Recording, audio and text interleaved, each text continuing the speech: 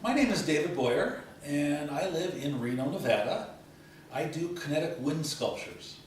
My journey with wind sculptures kind of started by accident. My wife and I are big desert rats, and way back in the late 90s, we had the fortune of camping next to an old junkyard near Mono Lake. And my son and I spent the weekend building this phenomenal junk sculpture.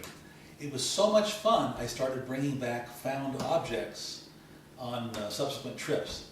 And one of the first things that I tinkered together was a very crude wind sculpture out of old cans.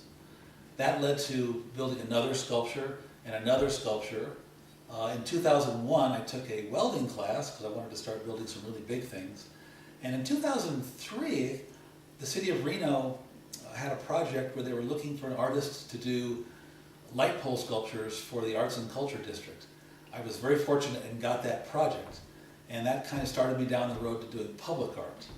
In '95, I took a machine shop class because I wanted to build something really big that had a lot of parts that had to be machined and drilled and so forth. And since that time, I have been doing a couple of public art projects a year.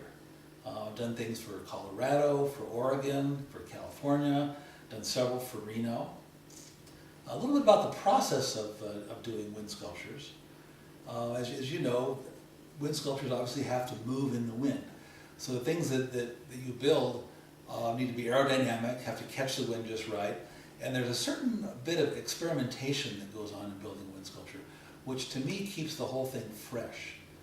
You're never quite sure how a project is going to turn out, and sometimes a failed project will lead you down a road where you can make something really wonderful. You may notice on this video that a lot of my work looks very rusty and rustic. That isn't by accident. I have a huge love for the outback of Nevada. I love sagebrush, I love old rusty found objects and old mining machines and so forth.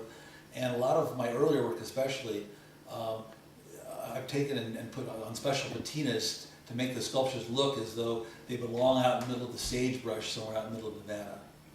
One of the things that I really enjoy about being up here in northern Nevada is going to Burning Man. We have this huge public art festival that happens up in the Black Rock Desert in northern Nevada.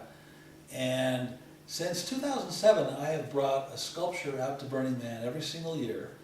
And it's just a wonderful opportunity to build something really crazy and wonderful and experiment. And sometimes those projects that I do for Burning Man then lead to further public art projects.